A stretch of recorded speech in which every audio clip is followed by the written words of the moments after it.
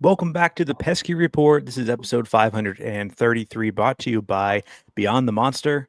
It's Matthew and Jordan joining you today. We are here with another off-season episode, and we've got a very special guest joining us as well. We've got Mr. Robbie Hyde joining us from... Well, actually, that is, if this is truly Robbie Hyde that we are speaking with today, the jury is still out. Rob, thanks so much for coming on. And how are you doing? And if you can please respond in the form of Robbie and not as a hacker, that would be great. It is I, the Mr. Potato Head himself, Robbie Hyde. Hello. Unfortunately, no new house or no new truck. I wish maybe one day, but no, it is me. It is I. I am here. Thanks for having me, guys. Definitely excited to have you. Is this your first time on the Pesky Report? I believe so. I think so. Maybe one other. I don't remember. I can't remember, to be honest with you. But if it is the first time, I'm very excited for it. Well, likewise, we're excited to have you as well. I know we've been following your work on Twitter and YouTube, and more recently, as you've expanded your network, and that's very exciting. I want to hear you talk about that a little bit here as well. But I want to just ask Jordan real quick. Jordan, how are you doing this off season? Are you surviving? I know you've been kind of diving head first into the Celtics as well as the Red Sox so far. So how are you surviving? Yeah, it's been as a way to kind of keep myself fresh in the podcasting world. Been starting the Celtics show that we've been doing called the Hour Back Report. Shameless plug. But as far as surviving the off season, it's always. I always tell myself at the beginning of the winter, I'm not going to cling to every single individual report, and then like 3 reports in, I'm like white knuckling my keyboard. So that's kind of where I'm at right now. It's like every little thing, whether it's from a reputable source or someone on Twitter, we are reacting. And that is the beauty of the off season and the curse of the off season as well. I always love when people comment on stuff that we post and they're like, basically saying, stop overreacting. Like, this is just a Bob Nightingale report, or, stop overreacting. It's just this. And I'm like, but where's the fun in that? Half the fun is overreacting. That's like 90% of the fun. How dare they put down Bob like that? Bob is a wonderful man. Yeah, if I get another boob Nightingale comment on my on my posts, I think I'll lose my mind. He won me over when he was handing out bagels. I honestly think he has had quite the character arc. You go back to the Trevor Bauer announcement, that didn't go well, and then you had the lockout. And this man's out there in the wee hours of the morning handing out bagels to people, waiting for an end to the lockout. That won me over. I'll always be a fan of Bob Nightingale. So, Robbie, how did you get your start in media? Do you have like an official media background or journalism background or anything like that? No, not at all. I was a teacher for 10 years. I taught elementary school for close to 10 years. Not exactly. I was at 9.5. So I guess that's where I got my experience talking in front of an audience. Granted, they were, 8, 9, 10 years old. I guess that was good practice, 10 years of it. But no, I just always been into journalism and, always had a dream to cover the Red Sox and just baseball in general. I guess you could say I had like a tiny bit of journalism experience back from when I was in high school. We didn't have a school newspaper by any means, but we had a school magazine that we put out. I think it was every month. I can't remember, but yeah, I just saw the person that was covering the baseball games. They just put the most generic thing, like, we won by a score of 4 points to 3. And I'm like, oh, okay, I'm going to go ask and see if I can go join this. And they let me in. Sure. And I was like, yeah, I wanted to interview everyone on the baseball team all the time. Yeah, so I was basically I played baseball in high school as well, so I had a relationship with the guys that were on the team and the coach, of course. So I was always able to get interviews and whatnot back then, talk to them about everything. That's I guess where it started. I was writing little Bleacher Report articles back in 2009, 2010, whatever, I can't remember, but yeah, I got into the teaching after that, but I had started a YouTube channel late 2019. I was bored, felt like, I needed something else in life. I needed a new hobby. Tried doing that. I actually was talking about the Red Sox at first, wasn't really getting a whole bunch of views. And at one day, I remember it fondly. I did a video on rumors about the Red Sox trading David Price possibly to the Blue Jays at the time. And I was like, oh, okay, I'll do this. And then I realized that one got more views. So I was like, oh, maybe if I talk about other teams, I can maybe pick this up a little bit. And it just kind of kept growing from there. I had all the Mookie Betts stuff back then. Yeah, so it just got off to a hot start there. And ever since, we've just been growing. And yeah, over time, I really wanted to get back to covering the Red Sox. And an opportunity came along with Foul Territory, and I took it. So, and here we are, and we're having a great time. Yeah, tell us about the opportunity with Foul Territory. How did you get in or how did they contact you? Did you reach out to them? And I guess kind of like, how did that relationship form? Yeah, I had seen the guys over at Foul Territory. They had a few individual team shows. Obviously, they have their main show there, Foul Territory, but then I noticed they were adding teams. And myself and Jim Riley of Ballcap Sports, we once in a while do collaborations together. And at the time, we were kind of doing a once in a while podcast, I guess you could say. And we had Scott Braun come on, and that's how we were introduced. So down the road, I was like, you know what? I see they're adding some outlets for individual teams. Let me shoot Scott a message here and see if there's anything available. And that's how it came to be. A few months later, I had started my own channel for the Red Sox. It was called Fenway Faithful at the time. And built that following up a little bit over a couple of months, few months. And then we got the ball rolling and we rebranded to Monster Territory. So you told awesome. You told us before. Sorry, Matt, not to cut you off. You told us before we started that you lived down in Florida. How did you come about becoming a Red Sox fan? So I'm secretly a pilgrim. I was born in England, and then my mom got a job in Worcester, Massachusetts. So we moved over to Massachusetts, and I was there for about 6 years. And but then my dad got a job down in Florida. The money was too good to turn down.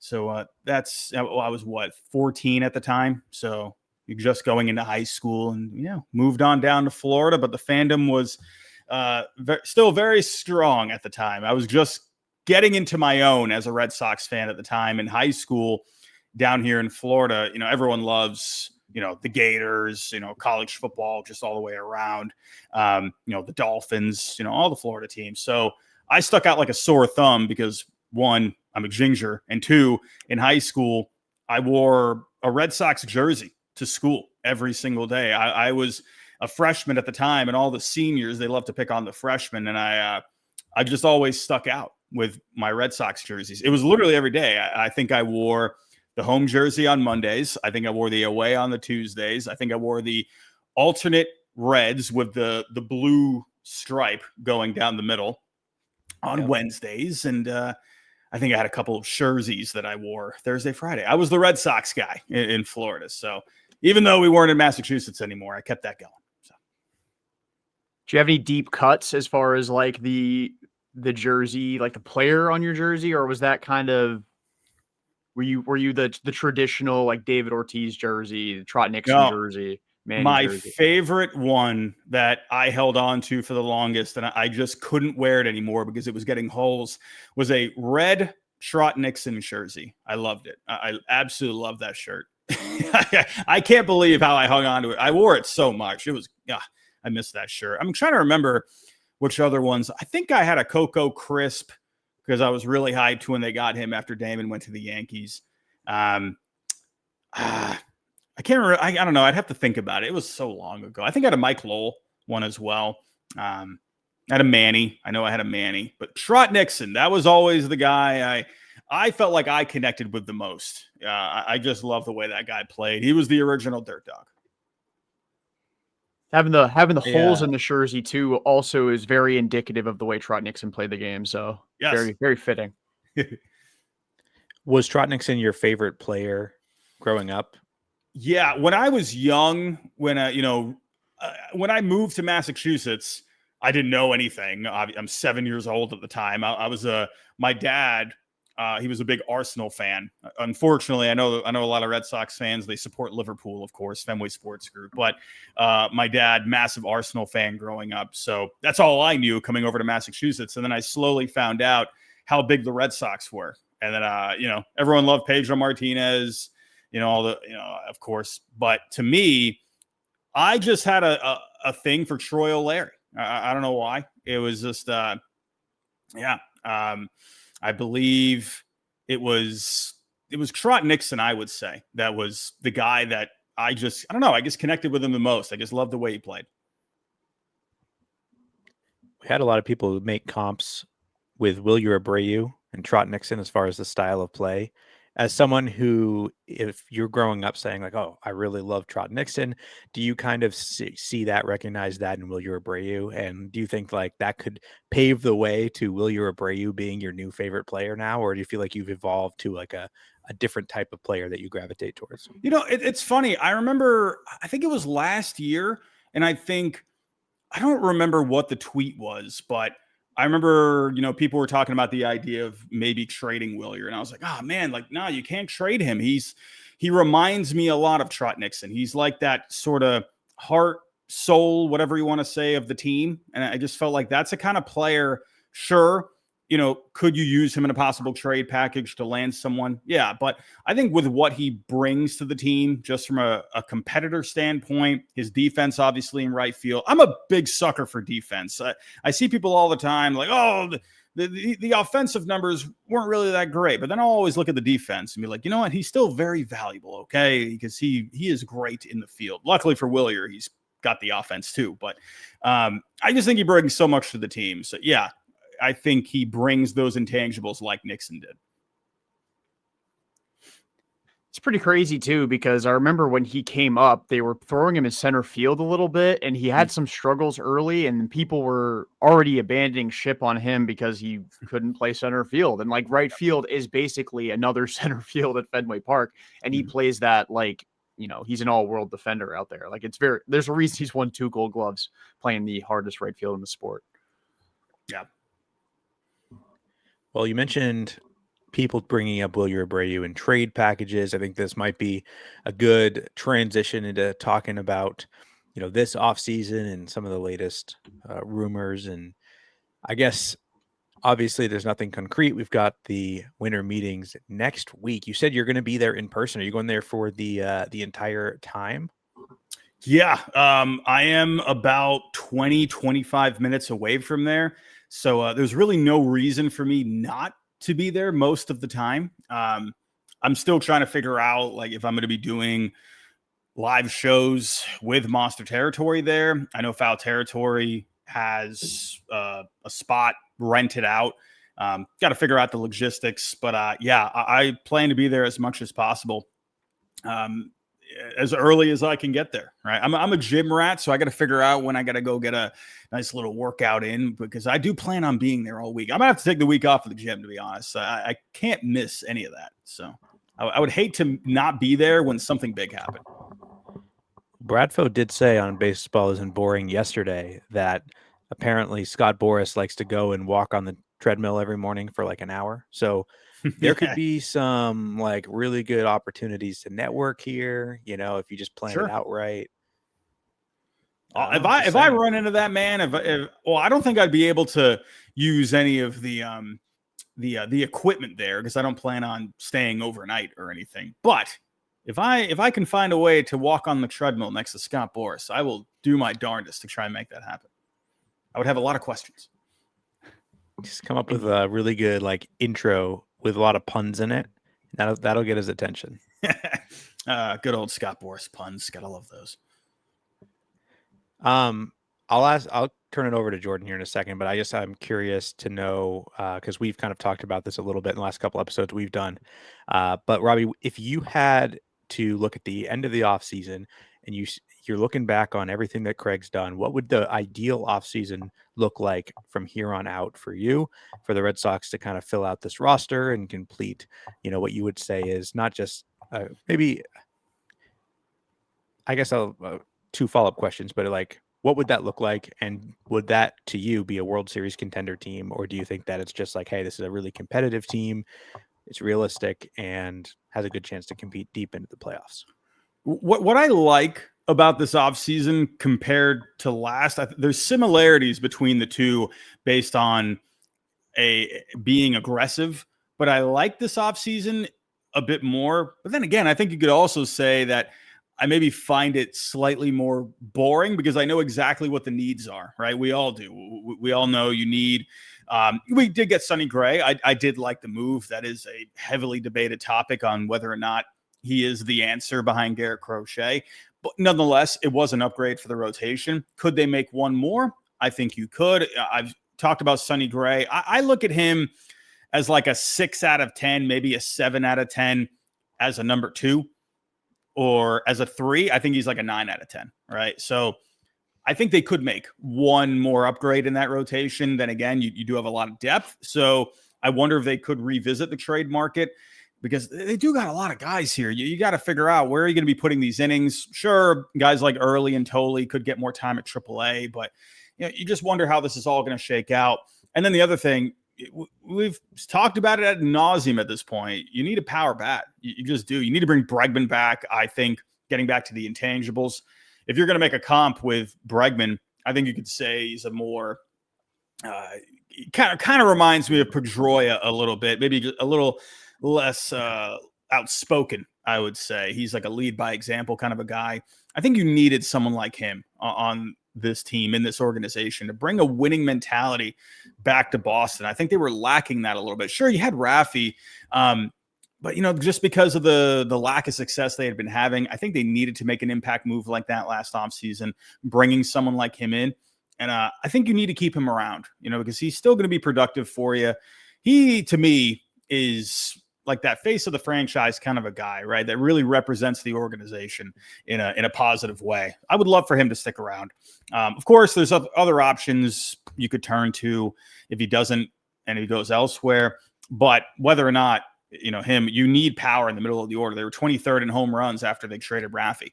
So you need someone like Alonso or Schwarber there. For me, I would love if they bring back Bregman and then you bring in Schwarber. I think that flow of the lineup, especially the top to the middle, I think that flows really nicely if you get those guys in there. Roman leading off. You have Bregman in the 2 spot, Schwarber in the 3 spot. You could have Story clean up, Willier 5. I think that flows really nicely, righty-lefty. That's what I would love. Will they do it? Is there this budget or is there a hard line they're not willing to cross? I'm not sure. That would be my perfect duo for the lineup. And then one more addition for the rotation. I would love a high upside guy if possible. Joe Ryan's been the sexy name going back to the deadline. Could you pull something off for Cole Reagans if they're willing to do it over there in Kansas City? Hunter Green, possibly.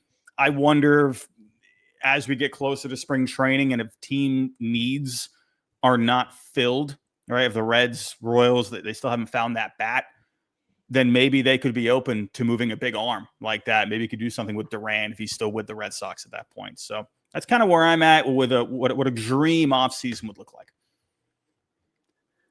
I'm wondering too, even though like the teams you just mentioned, like Cincy and the Royals are not in that market for, Kyle Tucker, if the ball will really start getting rolling on the Red Sox in the trade market. I mean, because also there are teams that need outfielders that are in on Kyle Tucker. Once he signs, if that's kind of where we'll start to see the momentum start building for a trade. And Passan and Kylie McDaniel basically made it a coin flip today. If it'll be one of them will be traded, it's 50% chance it's Willier, 50% chance it's Duran. And sounds like in your mind, the best course of action would be to trade Durant. Now, is that mostly what goes into outside of your personal opinion of Willie Abreu and liking him and kind of equating him to Trot Nixon goes into you wanting Willie Abreu to be the guy who sticks around?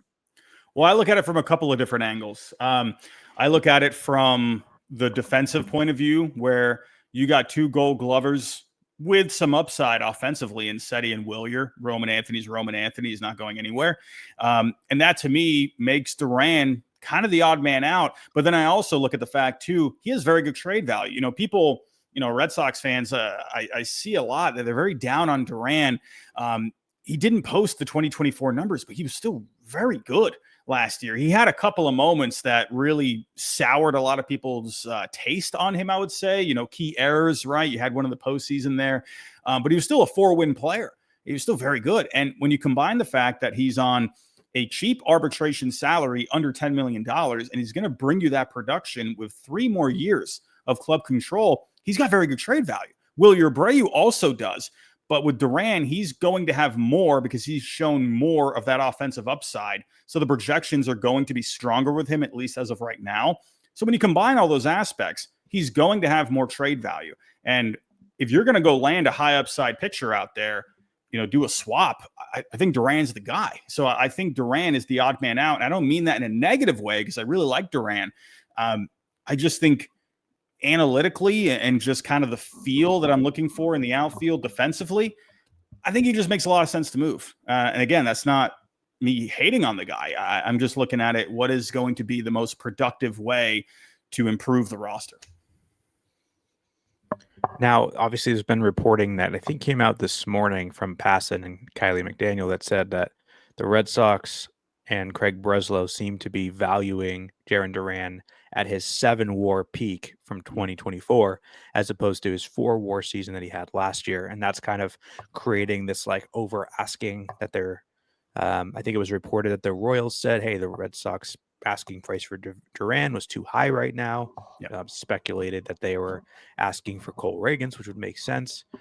And I guess based on Craig Breslow evaluating Duran in that way, or at least presenting himself that way, do you think that's just a front because of where the market's at right now, and he's trying to kind of put on a bold face, and then later on in the offseason that'll come down?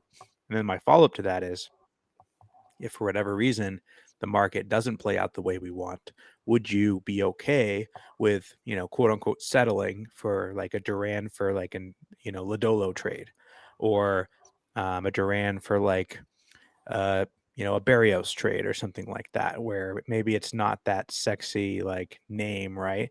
But the Blue Jays seem to be stockpiling rotation arms, right?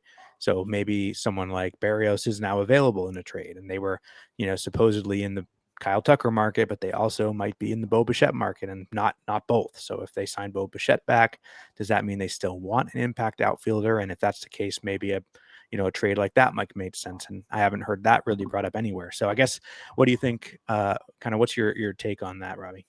Well, I mean, from a negotiation point of view, yeah, they should keep a high price on him, right? I mean, if you're going to go sell your car, out there on a good old Facebook Marketplace or whatever, you're not going to put the price at the lowest possible point, right? You're going to put it as what you think is a high point, but still in that fair range, right? So if you, for example, if you go to Kelly Blue Book and they give you that range, right, you're going to list it at that high range. So that's what they're doing with Duran. And then eventually, maybe over time, maybe you can kind of meet somewhere in the middle, with the team out there. There's a lot of off season left. So, we're just entering December here. We're not even at the winter meeting. So we got a lot of time. I think you need to let things play out. And I think free agency, depending on what happens there, I trust that Craig is going to be able to make a quick pivot, because he's shown that ability in the past, right? Fried last year, Crochet, what was it, a day later, 2 days later, can't remember. But he's shown that ability to pull off something, even if it's a quick turnaround. So I say just wait that out. And then I think personally for Duran, I wouldn't be, giving him up for just any guy out there. I wouldn't do Barrios because he's on a contract. He's an underwater contract at this point because the money that he's owed outweighs the projections that he has for the next few years. So from a front office point of view, that is an underwater contract. So someone like Barrios wouldn't make a lot of sense. I think that's also interesting. I wonder what happens with him after they just brought in Ponce. But like someone like Nick Lodolo or Andrew Abbott, if you're looking for someone like a Hunter Green and they just don't want to budge on that, maybe you could do someone like Abbott, right? A guy that could be a pretty solid arm for you in the rotation. I don't think Bubic would make a lot of sense because he's only got 1 year left and he just had a shoulder injury this past year. So is that someone, I don't know. Say like Noah Cameron kind of in the same like with boat Noah there. Cameron, I take a look at the metrics. His surface numbers outweighed the metrics, so I do wonder if there's going to be a bit of regression with him once teams start getting more scouting reports on him. They start to figure him out a little bit more. He does have good value nonetheless, but not Duran value in my opinion. I'm looking at like that. I would say that's like the Andrew Abbott, Nick Lodolo. That I think you maybe could meet somewhere there, but if it's me, I'm going hard for Cole Reagans or Hunter Green, and maybe you attach one of these pictures to him. I think that could make a lot of sense. Just out of curiosity, knowing that we're talking about the Red Sox needing to add to their rotation, another dude whose name has popped up recently, more so speculative within the fan base, and really when the Red Sox traded for Sonny Gray, is Brayan Bello. Do you think it's too early to be having the dialogue of whether or not he should be in the 2026 plan and obviously going forward, or is he somebody that might be a trade chip as well? Because the Red Sox do have, not to say we got to count on Patrick Sandoval and Cutter Crawford, but those guys are coming back too, and they do take up roster spots, and they will be on the Major League roster. Yeah, I do think anyone's could be on the table at this point, to be honest. Brayan Bello, yes, there is that connection there with the fan base because he is a homegrown talent. I think he was unfairly getting those comparisons to Pedro Martinez. I don't know. I never saw Pedro Martinez with Brayan Bello, but still there is that emotional connection. I think there could be a lot of fans that would be upset if he got moved, but then I could see a lot of other fans maybe being okay with it at the right price. With Bello, he's just had so many inconsistencies where he could go on a big old run and he can look fantastic, but then there's times where he just doesn't seem to have it figured out. And when you take a look, at the swing and miss, that's something the Red Sox do prefer. That went down a little bit this past year. So I wonder if the right deal came along, if there was an upgrade that was possible to be had, and that team said, hey, you got to give us Bello. I wonder if that's one of those decisions that you have to make when it comes to a trade. It's got to sting sometimes, and I wonder, I'm not saying it's going to happen, but could it be a possibility? I think at this point, the Red Sox are looking to get better any way they can. I wouldn't be surprised if his name at least came up. Yeah, I had that thought basically the second that Sonny Gray was acquired, and we started talking about, okay, this is the, Giolito replacement, and this is the $20 million we could have offered him for the qualifying offer, but we didn't. So, it's the same money, same spot. This is our 3, right? And then the Red Sox beat basically came out and said, nope, they're pivoting. They're talking about, pursuing the bats now, which makes sense because it is a larger priority and probably the largest priority of the entire offseason, if we're honest, is the bat situation. But Chris Castillo had today that he put his percentage odds of the Red Sox going after and acquiring another starter up to 50%. He had originally been at 33% the day of the Sonny Gray trade. And he said that basically his contacts went from saying that they were moving on and that they potentially would revisit that market to saying, yep, we're still involved in the starting pitching market. So I do like the fact that they're thinking about acquiring pitching still. And I think that it does make sense to kind of leapfrog guys in the order, because if they're content with this, like the 4 and 5 in our rotation being this rotating cast of Early or Tolley or, Harrison and, Sandoval and Cutter and all these guys, then, and we didn't even mention Perales or Sandlin, like Dobbins. There's so many guys in that spot. It's like Rohan just got added to the 40-man too. Yeah. Oh, friggin' yeah, Shane Drohan. You got Cutter Crawford coming back, Patrick Sandoval coming back. It's like there's a ton of guys. It's crazy. Yeah. So I mean, I like the odds of saying, okay, let's take Bayo and let's flip him for someone who is an ace, or like, I guess I'll ask you this: like, if Bayo was the piece that we needed to bring in Tarek Skubal for a year, would you be okay with that, even though he's a rental? For me, I mean, if I ever had a chance to get Tarek Skubal, I mean, yeah, I'm doing that. I mean, I think it has to be the right package getting sent back. It's interesting because yes, I try to weigh my own opinion, but I try to think with how a front office thinks, right? I could sit here and say all day, what I think is best, right? But I try to think, what are they thinking there? Because at the same time, when you are in a front office, when you're leading things, you got to balance now and the future as well. So would that be worth the squeeze? Is it worth giving up someone like Bayo, who's on a friendly contract, for you got to go into it thinking 1 year of Skubal. I would love Skubal. If you had to give up Bayo for him, I mean, if I'm playing MLB The Show, I'm probably going to do that, to be honest with you. If I want to go win a World Series, I think you got to go into it thinking, what could you give up that is not going to hurt you long term if you're going for just a rental? Like, I've looked at the Mariners, for example, as a team that I think personally would be a great spot for Tarek Skubal, because they have so many young players they could give up and even if they did give them up, it wouldn't really hurt them in the long run. I like to think of it as, do they think the juice is worth the squeeze at the end of the day? For me, Bayo, maybe. I mean, I'd at least think about it, right? It depends on what else would be with him, what the Tigers would want. But I would listen. What do you think about that, Jordan?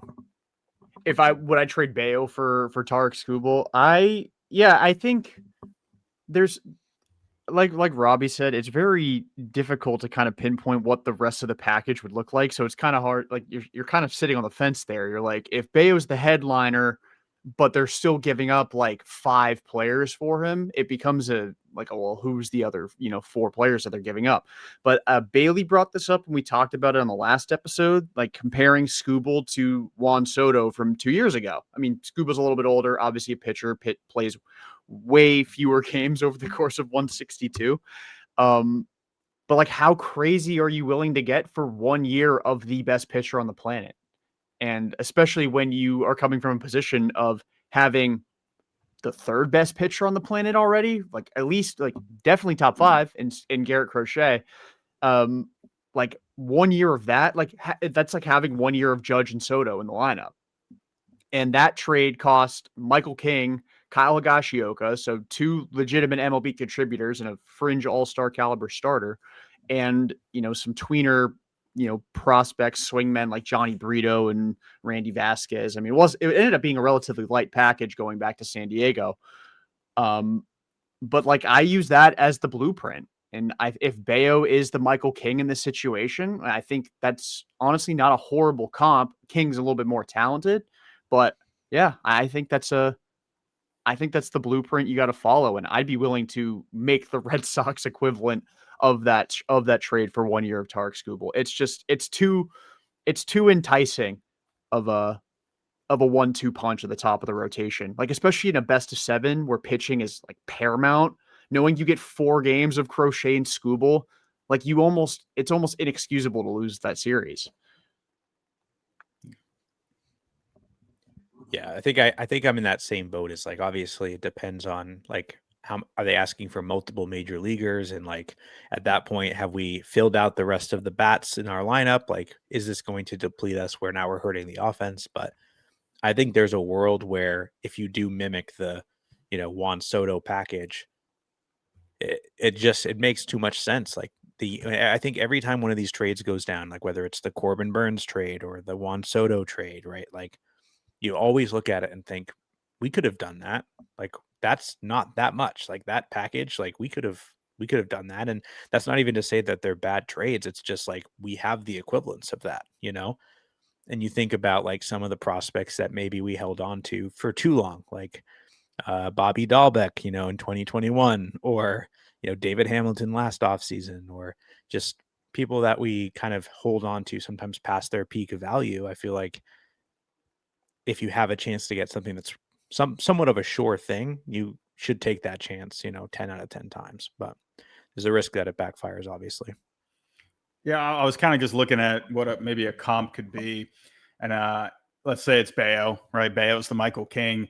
Could you see something like Bayo, Luis Perales? He could be like the Drew Thorpe comp. Like Kyle Harrison, he could be the comp to like Brito or Vasquez. And then, like a Hunter Dobbins. I know he's hurt, right? But I think there is a comp, right? And I think Bayo would be, could possibly be a guy that you send back. Or if you got I don't know, maybe they would want Tolley or Early, or maybe they would want Kyson Witherspoon. That's a guy.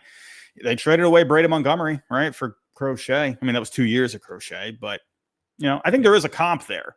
It's just, do I think the Red Sox would actually do it? I don't think they would, because they have spent a while getting this farm system back together, and they're at a place where they feel good about it now, and they want to have a sustainable farm system that's constantly churning out talent.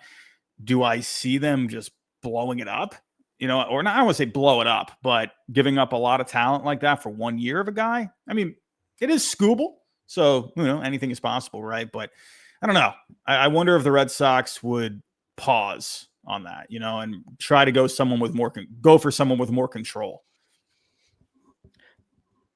Yeah, it's a good point about the control piece, but I also think about like, okay, we got the MLB lockup coming out, right? So anyone who has 1 year of control after this, potentially it's irrelevant, right? Like that could potentially be the same as acquiring someone who's a free agent after this season. So I do wonder if that does cause them to approach this offseason a little differently. Or maybe they're more hesitant to make a move because of that same reason. So I'm just excited to see, I guess, how it plays out, because there's just so many different possibilities at this point. Yeah, I'm curious about the lockout because, for me personally, I think just Major League Baseball, they're in such a good place right now. When you take a look at the revenue, the ratings, I mean, they're such a good spot. A lot of the stuff that gets put out there in the public, a lot of it's posturing, right? You're going to have a lot of different people putting out different things. I go back to the last time, it got locked out.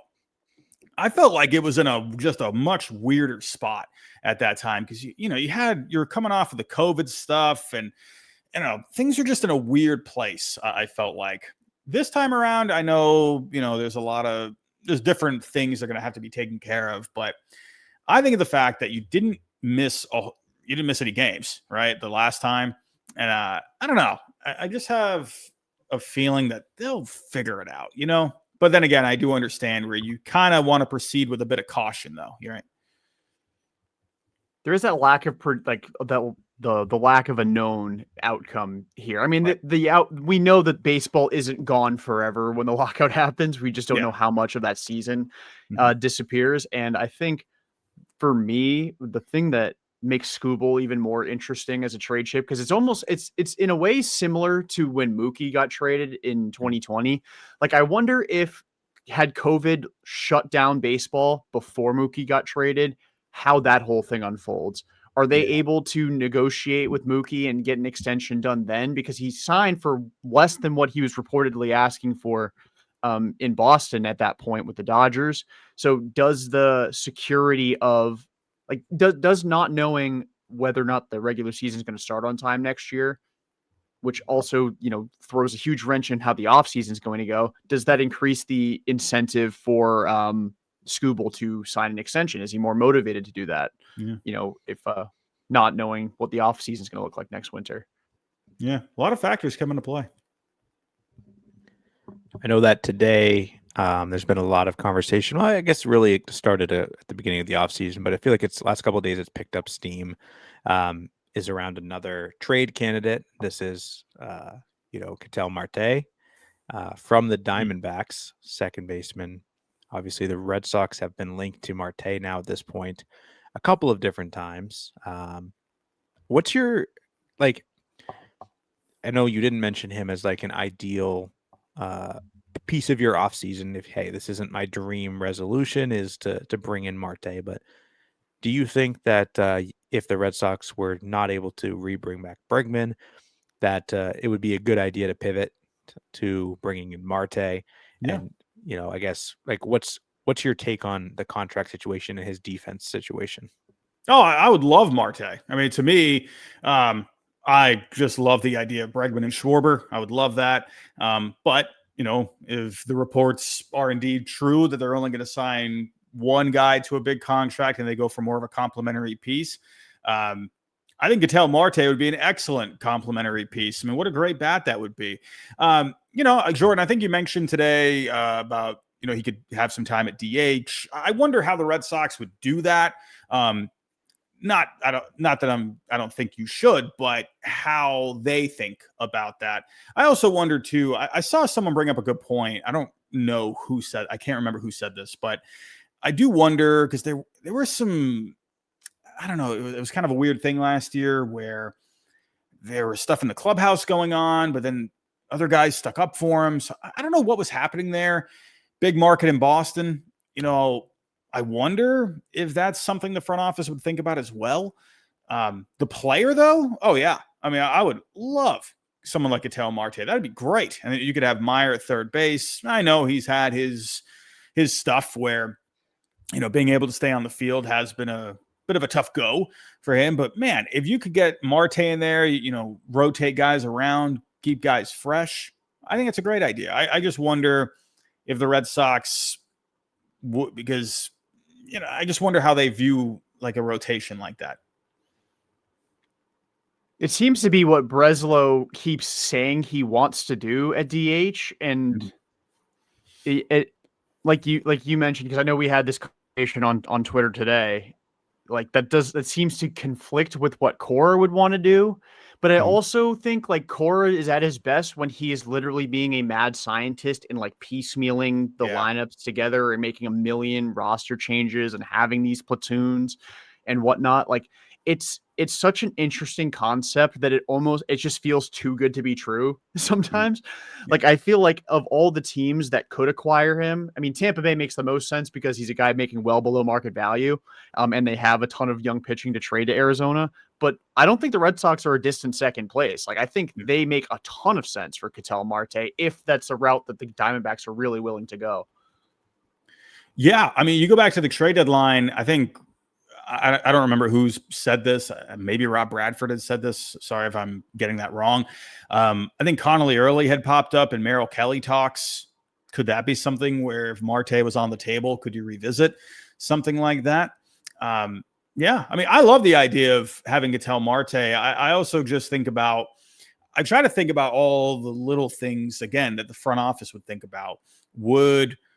How much of Marcelo Meyer's development comes into play? Do they want him to play every day, right? Do they even want him to go up against, left-handed pitching? I know Cora was sitting him there, right? I don't know. I don't know what the plan is. I don't know how they view it. If you bring back Bregman and then you have Marte, you'd have to figure that out. I think a lot of it is how much are they weighing Marcelo Meyer here? I don't know the answer to that one. If they brought in Marte and then Okamoto to play third base as a right-handed option, first base, third base, would you consider that to have, satisfied your need for the two big bats that Breslow said, they were going after? Yeah. Okamoto, I think he's very interesting. But the big thing that holds me back, sure, he has good pull numbers. I love that. I love the idea of that at Fenway Park, but right now it is just an idea. It is a what if, so that's why I am more comfortable going after a known commodity. I would love to I would go with Alonso over Okamoto if that's what it ended up being, or Schwarber, right? Or Ketel Marte, right? You just know what they're going to bring. At the end of the day, Okamoto, sure, he's had a good track record there in Japan. You just don't know. how that's going to translate, right? There's been questions with both him and Murakami about how they do against velocity. Is that an actual concern, or is that something that teams could feel like they can work through? I don't know. To me, I want the known commodity. That's why I like, one of the guys I just mentioned. I would love to have one of those. Yeah, because it's interesting because they don't have like where we look at velocity over here in the States at 95 plus. They in the NPB the metrics are 93 plus, and like, oh my goodness, is there a difference between 93 to 95 and over 95? And I guess like we're kind of just chalking it up to if he can hit 94, he must be able to hit 97. I'm very intrigued by Okamoto as well. I'm curious. I know you were just talking about wanting the known commodity. We're not even talking about him being as part of the opening day mix, but I'm curious where you are on Triston Casas right now. Again, I don't mean to kind of keep repeating myself. I think about how they view Triston Casas. What I think is there is a power potential bat there, right? There is I think a 30 to 40 home run, maybe even plus guy there. I think they view that. But I also think because he should be back at some point this year, he still has a lot of control left. And they've spoken very positively about him, right? They said he's doing well. He's working hard. They view him as a guy that could really contribute. They see him as someone that could be very good for the Red Sox, right? I also wonder if there's a bit of kind of selling high right there. I wonder if there's a possibility if the right trade came along, if he could be, I don't want to say a throw-in because I don't want to be disrespectful, right? But if a team out there, if they're getting close to a deal and they say, all right, you got to give us Casas too. I wonder if they would do it. It's interesting. I think you could go either way. I don't know. It's just me. I think that they would be open to moving him if the right trade was there. And if they didn't, well, you still got a guy that could maybe hit for a lot of power for you, right? So I think the Red Sox are comfortable either way. Maybe he's the Higashioka in the Skubal trade.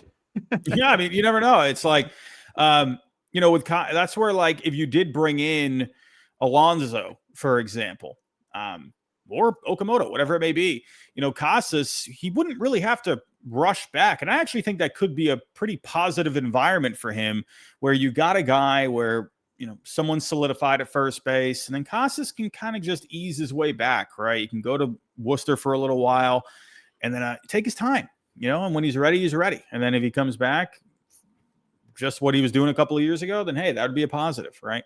So I think Casas is intriguing. He keeps popping up in the Jeff Passan and Kylie McDaniel article. He was near the bottom of like other possible candidates. He's always just kind of being tossed in there somewhere. So I'm curious about him. I wonder if he would be a fit in Florida, like with the Marlins, because I was reading that their number one off-season priority is first base, addressing first base. And they've talked about, potentially looking to move. Edward Cabrera seems more likely to be moved at this point than Sandy Alcantara. But like, he's also from Florida, from the Miami area. So like it would make a lot of sense there. And he's young enough, he's got options enough, and he's got the potential that they could basically take the chance on him. And I'm just thinking of like, Kyle Stowers and him, like be a pretty good, 3-4 combination, potentially in that lineup if it came down to it. So, I mean, I'm just throwing that out there, but I feel like that could be an intriguing way to kind of include him in a deal. Yeah, like I anytime I'm coming up with my awful mock trades that everyone hates, I think about, man, Casas, Miami, like perfect, right? But it's just a matter of I look at Miami and I look at what they did in the second half. They looked pretty good in the second half, and they're looking to buy this offseason. So I wonder if they end up moving Sandy or Cabrera. I feel like they won't unless they get a very good offer that they just can't turn down. They do have a lot of pitching there, right? I don't know. The Marlins are intriguing to me because they're looking to add. So I wonder, would they deal Sandy? Would that be a guy that could be a 2 for the Red Sox? Like he did look better in the second half, but I don't know. That Casas for Sandy concept popped into my head a few days ago too. Like, if that's just a straight up 1-for-1, Sox eat the entire contract. I wonder how enticing that is to Miami, because that was the big Yeah. thing that they wanted to offload his salary. And they're reportedly like not like crazy. I mean, it's different relative to the market. Like, it's crazy how we in Boston view like, oh, they're 15 million apart in negotiations with Aori Perez. And in Miami, that's crazy. In Boston, we're like, 15 mil is not that far apart. We just, meet somewhere in the middle or just give them the 15 mil. But in Miami, that's miles apart. And if you just absorb the Sandy money, theoretically, they could just reallocate that to Eury Perez and have him locked down long term, because he's like a baby still. So you talk about somebody who could anchor that pitching staff for the next, decade. It's what, 21, I think. So they get younger and they get more, potent in their lineup. I think that's something that might have a little bit more credence to, or might have a little bit more possibility than we even give attention to, because our focus is so much on Joe Ryan and that possibility. Yeah, I do wonder, again with he's coming back from the injury, so you kind of need to know, how is that going first off? What are the chances of him being, getting back to being a productive player? I think a lot of those question marks come up. So would the Marlins even want to do that? I don't know. I mean, the fit is there. It's like so perfect in my head, but you have those couple little hiccups, So that's where I wonder with Casas, if he ends up being, a complementary piece to get a deal done. I don't think he would be the main guy, just because of that was a terrible injury he had. Like, that was so bad. I think he'll end up being able to come back, but that is it's a concerning injury he had. Yeah, that's not quite the Reese Hoskins ACL tear, Ronald Acuna even doing it twice. Like, that kind of injury can ruin a career. Yeah, absolutely. Well, we're getting up on hitting almost close to an hour. We hit on a lot of the major topics at this point. I can't really think of a ton of other. I guess the one area we haven't really heard a lot of buzz on the Red Sox side of things recently is the reliever market. I know there was some talk about them potentially compiling a super pen. They were linked a little bit to Devin Williams prior to his signing. I know that I think there was like 15 teams that checked in on Ryan Helsley. I can't imagine that the Red Sox were not one of those 15 teams, based on some of their other comments. Do you think that it's not a priority, but do you think that they still do have interest in adding additional high leverage arms to the bullpen, or do you think that'll be just like whoever's left at the, after January 1st, they'll start picking away at that point? Yeah, I think the super pen idea, that feels like a back pocket kind of a thing to me. I could be reading that wrong. I think any team would prefer to really build the rotation. That's why it kind of ties in the way I'm thinking here with Sonny Gray. I look at the Sonny Gray move as a good insurance move, because you just don't know how the rest of the offseason is going to go. So if Sonny Gray ends up being the guy that you bring in behind Crochet, they're going to go after some other guys, I think. But if nothing works out, because at the end of the day, there are 29 other teams. So another team like Joe Ryan, for example, right? The Mets, they got a lot of guys that they could go get a deal done. Maybe the Twins prefer, whatever the Mets would offer for him, right? Freddie Peralta, you never know how it's going to go. That's why that's one part of the Sonny Gray trade I liked, was because even if it didn't go the way you wanted, at least you got him and you took advantage of the opportunity while it was there, and you didn't just sit on your hands, because when that happens, you may end up with nothing. So I did like that aspect of it. If they don't get another guy, I do think, again, that could be like a back pocket idea. Like, okay, we didn't get Ryan, we didn't get Peralta, Hunter Green, whoever. Let's really beef up this bullpen, and you got guys out there still. I do think they need to get a lefty arm in there. Could you bring Justin Wilson back? Sure.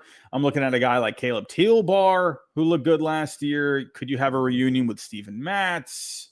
You got some dudes out there. You still got some high quality arms. Do I think they're, gonna go after Edwin Diaz. I don't know. Robert Suarez. I don't know. Hunter Harvey could be interesting. Pete Fairbanks. I think it's wait and see on that. I do think they'll add someone. I wonder if Caleb Teobar could be a guy. Yeah, wait and see. I think Danny Coulombe's also out there too for lefties, and I know he's had a nice resurrection the last few years as well. Yeah, that's another guy too. Yeah. I like Matz. I know he's probably going to cost a little bit more than we want to pay, but would not mind bringing him back, especially since he has the option to fill in as like a swing starter if he needed to, like long man in the bullpen if you really needed to stretch him out. Like, wouldn't be a bad option. I feel like there's a team out there that might just sign him to start. Like I think that's probably like that's kind of where I feel like Matz was really like a true rental. Like there's really no like there's a thank you for your service, but he's definitely gone because somebody's gonna bring him in to start. I think like if we have Martin Perez and Patrick Corbin still getting burned in people's rotations, I think Steven Matz can probably find a home to start again. Yeah, Martin Perez was not bad this year. He was pretty good, actually. No, but his arm is barbecue chicken. He did miss like 6 months with an arm injury. So yeah, you got some other guy like Caleb Ferguson. He's been like a metrics darling. If you wanted to look at a lefty out there, someone like Luke Weaver. A pretty good strikeout to walk ratio last year. I don't know. Could that be a guy? That'd be Weaver's pretty changeup funny. is good against lefties too. I'm pretty sure. Yeah, another. Could you bring another guy over from the Yankees? Right, we've done well in that department, right? It works. It's a foolproof method for the Red Sox. I feel like whenever they bring in dudes from the Yankees, they're filthy. I mean, even like Weiser's probably the worst one they've done, and he's like, he is what he is, but he's still pretty good. Oh, when he goes on a roll, you can't hit the guy. But then when he's off of the wagon, it's oh boy, buckle your seatbelts, But yeah. A lot of off-season left. I'm excited for it.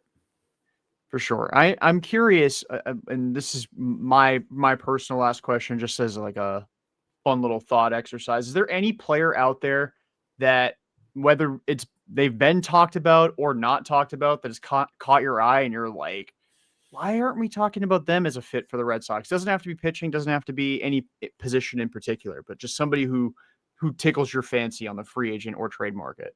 It was Cole Reagans, right? And now that's kind of out there. I'm not trying to be like, oh, hey, I told you so. But that was a guy I was like thinking about. I'm like going into the offseason, I'm thinking like, okay, Chris Bubic, sure. But it's only 1 year and he had the rotator cuff thing. And I'm thinking like, they don't really have a lot of, they have guys that have trade value, but not like a lot that could bring back like a big impact bat. And I'm looking at the good old baseball trade value site that everyone absolutely loves. I'm saying that with sarcasm, but I'm like, gosh, Reagans has such good value here. He could bring back a haul. And then you start to see you had the JJ Picollo, whatever, the Royals president of baseball operations saying, hey, anyone could be on the table. And all this Reagan stuff started coming out. So, that's kind of one guy that I was thinking about, but now, I don't know. I was thinking about Brendan Donovan before as could he be an option if the Red Sox didn't bring back Bregman. I know there's another guy that I can't remember off the top of my head, but this was one I mentioned. I don't think it happens. I feel stupid even saying it, but if the Red Sox didn't find or were able to bring in a power bat, I don't know. Again, this sounds really stupid. I can't believe I'm even saying it. But like someone like Torkelson, like could he come up at some point? I don't think so. I don't think the Tigers would give him up. But if they were, I don't know, if they were Red Sox are really trying to look for some power somewhere, anywhere they could, could they give the Tigers a call about him? I don't think so. But, you just kind of wonder what's going on over there in Detroit. I don't know. Just some pack him right up in that Tariq Skubal trade package. Just send Well, him right along with him. It's funny you mentioned Skubal because Scott Harris made like this huge stink about how they don't make enough contact, and Torkelson's like the catalyst for. Well, it's mostly Riley Green, but Torkelson's not very far behind him as a swing and miss guy with swing and miss issues. So I suppose it's probably more possible than we think, similar to like where we were talking about with Costas last winter, where it was like, we're really going to try and trade him this offseason. And maybe Torkelson's kind of in the same boat. For me, it's become Christian Javier. I don't know why. Just maybe because I've always liked him and he's, somewhat healthy now. But that's the guy that popped up into my head the other day. That, one guy that, I don't think this happens, so Red Sox fans don't come after me. I wonder if a team asks about Marcelo Meyer. I just wonder about that. I don't think they'll move him, but I wonder if he ends up coming up in talks just because he's had the inability to stay on the field for a full season. And I just wonder if you could land a guy out there, could he be a guy that comes up? I don't think so. I mean, I don't think the Red Sox would move him, but you just never know how that could happen. I don't know. Don't mention trading him for Brian Wu, though. Mariners fans will not appreciate that. Just putting that out there. Again, I don't think the Mariner, I'll see it when I believe it, but you kind of wonder if maybe the Mariners, after being 8 outs away from a World Series and this diabolical rotation that all the Mariners fans love to talk about, well, that wasn't enough to get you to a World Series. I mean, sure, run it back, see what you can do. That's why I would love for them to bring in someone like Skubal, because he would be like a game changer for them. He could be the one that puts them over the edge, possibly. But I wonder if they could deal from that rotation. Yeah. Brian Wu, probably not. Maybe Bryce Miller, maybe. Castillo probably makes the most sense. Castillo too, right? Yeah, dump the contract possibly. Yeah. Well, Robbie, you've been very generous with your time. We appreciate it. Obviously, you got to get rested up for the winter meetings next week, and potentially some late nights tweeting about new Cybertrucks and new crypto investments. What was the one quote the hacker put? The hacker actually did make me laugh. I can't remember it. It was a funny one. I think it was like, can't believe I'm walking in can't believe I'm walking into my new home this early or something like that. Yeah. The hacker at least had a bit of a sense of humor, I guess, but nope, no house. I would love a house. The house that the hacker did post actually looked very nice. I was actually jealous. If that was the hacker's house, well, for crying out loud, I mean, help me out here, my friend. Come on. Yeah, it's like a little convenience fee for using my followers for a couple of days. If that was actually his truck, a nice little Dodge Ram, man, God, new house. Hacker's living good. So anyone out there listening, go change your Twitter passwords right now. Just go into settings, profile, change your password. It's not worth it, especially if you clicked anything that Robbie sent you or anyone has sent you recently. If anyone messages you and says, hey, I'm in the running to host a podcast hosted by Spotify and Google or whatever it says, don't click on that link. Do not vote for them. It is a scam. And I know for a fact that I probably won't even be entering any contest. I think, what is that? The one big old contest that Ed Hand does every single offseason, the most popular Red Sox accounts. I got absolutely dog walked by the Sedain Rafaela Enjoyer account. That guy absolutely crushed me, and he should have, because that guy makes amazing jersey swaps. So amazing jersey swaps. Amazing. So good. Yeah.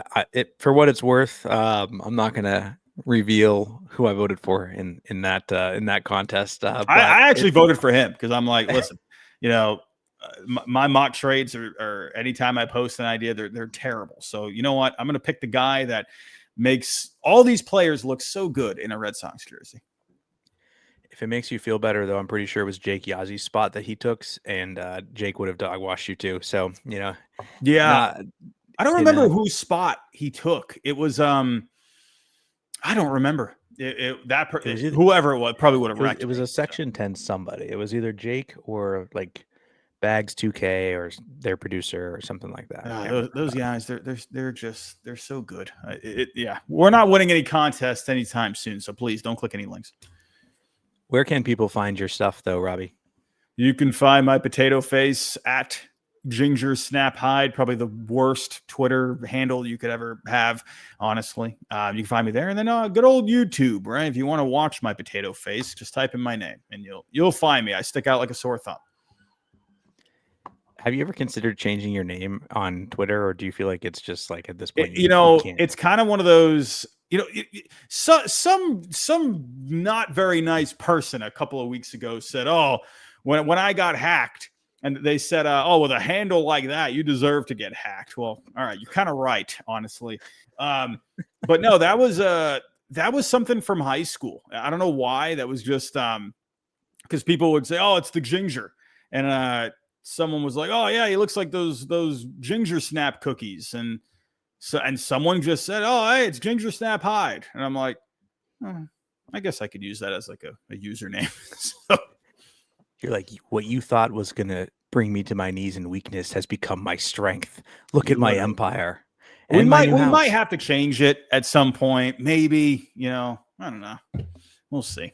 Maybe that'll be the contest you enter, is rename my Twitter for me. We'll see. But hey, I've heard. Oh, sorry, go. I was going to say, I've heard plenty of the ginger jokes myself. I don't actually, I've always was a blonde growing up, but ever since I started growing my beard out, it's a little bit on the redder side. I get the ginger comps constantly. So I've heard everything. Our favorite holidays coming up in March. It's everything. But we gotta, us gingers, we gotta stick together, man. We're going extinct. When I worked at a grocery store growing up, Publix, for those of the Florida people, I would always, help the senior citizens out to their car. They're like, "Oh, you're gingers. You're going extinct. You're very rare." And I'm like, "Oh, well, thank you." And I don't know how to feel about that one, but we got to look out for each other. it's off topic, but I did hear that people who find gingers attractive, it's typically like almost like a fetish, like they just like really like redheads, but like most people generally find redheads less attractive. So if you're someone who finds redheads attractive, it's usually top notch. That's, you're just obsessed with redheads, I guess. Yeah, I haven't had a whole lot of luck out there, so I can't really say anything on that one. So. Well, that's all I got, I think. Any final thoughts, Jordan, before we kind of close this out? No, I want the last thought in people's mind to be about redheads. We're gonna let that one sit. We're gonna let that sit. Sounds good. All right. Well, Robbie, thank you again for joining us on behalf of Jordan and Matt and the Pesky Report and Beyond the Monster. We're excited that you guys stuck around all the way to the end, and we'll give you a little hint. We got to cut some really cool interviews coming up in the next week and a half. Like really cool. Like really, really cool. I think you guys will like it. So that's all I'm going to say. Appreciate you for tuning in, and we'll catch you next time.